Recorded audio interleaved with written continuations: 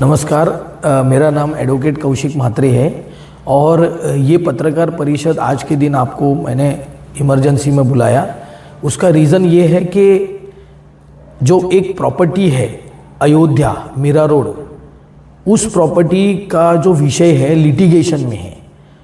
एक 7-11 builder developer करके है, उन्होंने उस प्रॉपर्टी को राज बिल्डर्स से आउट एंड आउट ट्रांजैक्शन करके लिया है, जिसमें ऑलरेडी ओरिजिनली मेरे जो क्लाइंट है जय शुक्ला, उनका और राज बिल्डर्स का जो व्यवहार था उसका प्रॉपर पुख्ता सबूत है। उन्होंने कितने पैसे लिए थे हमसे, हमको जो डॉक्यूमेंट्स दिए थे, अलॉटमेंट लेटर दिया था, वो सारे प्रूफ हमने कोर्ट में सबमिट किए हुए हैं।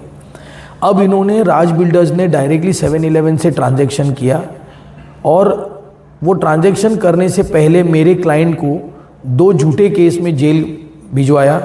जब हमने कोर्ट में दलील पेश की तो उसकी बेल ऑर्डर्स में पूरी तरह से उसमें मेंशन किया हुआ है जज साहब ने कि ये जो सेक्शंस लगे वो उन पे मेड आउट होते नहीं हैं।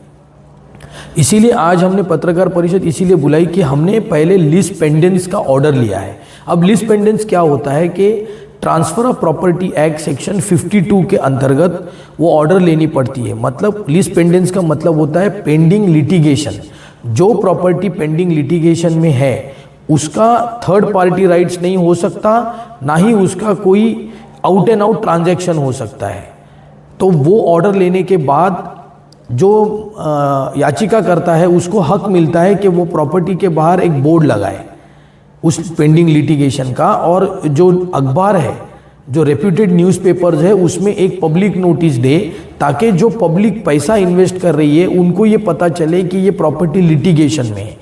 जो कोर्ट का निर्णय आएगा उस पे निर्भर रहेगा कि इनको वहाँ पे फ्लैट मिलेगा या नहीं मिलेगा।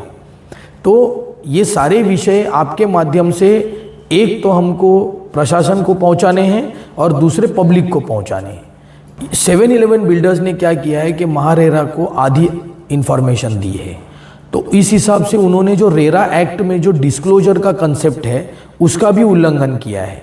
उन्होंने सिर्फ एक ही केस के बारे में बताया है, जबकि मेरे क्लाइंट जय शुक्ला ने उनके ऊपर MPID का केस दर्ज किया है। MPID केस तभी दर्ज होता है जब आप किसी से इन्वेस्टमेंट लेते हो जो प्रॉपर्टी आपकी है ही नहीं, तो वो केस अभी भी उनके अगेंस्ट में पेंडिंग है, लेकिन उसका उन्होंने कोई डिस्क्लोजर दिया नहीं है। इनफैक्ट टोटल 6 केसेस है लिटिगेशन में, हमने 6 केसेस का लीज पेंडेंस लिया हुआ है और इनका मतलब इनकी ड्यूटी बनती थी कि इनको 6 के 6 केस का ये देना चाहिए था डिस्क्लोजर। वैसा महाराष्ट्र गवर्नमेंट का GR भी आया है, तो वो GR का भी पालन नहीं हुआ है और रेरा को भी इन्होंने डिस्क्लोज नहीं किया हुआ है। देखिए, इसमें क्या होता है कि एक्चुअली जिम्मेदारी सामान्य नागरिक की ही है। जो एक्ट है सेल ऑफ गुड एक्ट्स, उसमें ऐसी तरतूद है कि बायर शुड बी बिवेयर, ऐसा उसमें लिखा हुआ है। वो एक पर्टिकुलर एक डॉक्ट्राइन है। अब वो मैं समझाने जाऊंगा तो वो तो बहुत बड़ी चीज़ हो जाएगी, लेकिन मैं आपको शॉर्ट में ये बताता हूँ कि वो एक्ट बोलता है कि जो बायर है उसकी ड्यूटी बनती है कि उसने ये सारी इन्फॉर्मेशन ले लेनी चाहिए पैसा इन्वेस्ट करने से पहले। लेकिन बहुत बार क्या होता है कि जो कस्टमर्स होते हैं उनके पास उतना समय नहीं होता है कि वो इतनी जानकारी ढूंढ के निकाले। वो विकासक पे भरोसा करते हैं, पैसा इन्वेस्ट करते हैं और बाद में पता चलता है कि ये लिटिगेशन में, और फिर कोर्ट के चक्कर काटते हैं। ज़रूर देंगे हमने देखिए, आज जो पत्रकार परिषद आपके सामने मैं ले रहा हूँ वो उसका दूसरा कारण ये है कि एक तो ये ऑर्डर की मैं वेट कर रहा था, ऑर्डर मिल गई। अब मैं CP साहब को एक लेटर देने वाला हूँ, DCP को लेटर देने वाला हूँ और रजिस्ट्रार ऑफ अश्योरेंसेस जहाँ पे एग्रीमेंट रजिस्टर होते हैं, इन तीनों को मैं लेटर देने वाला हूँ विद दिस ऑर्डर। क्योंकि ये ऑर्डर के बाद मुझे राइट मिलता है कि मैं इस पे जो एडवर्टीजमेंट बोर्ड लगाऊं इस लिटिगेशन का।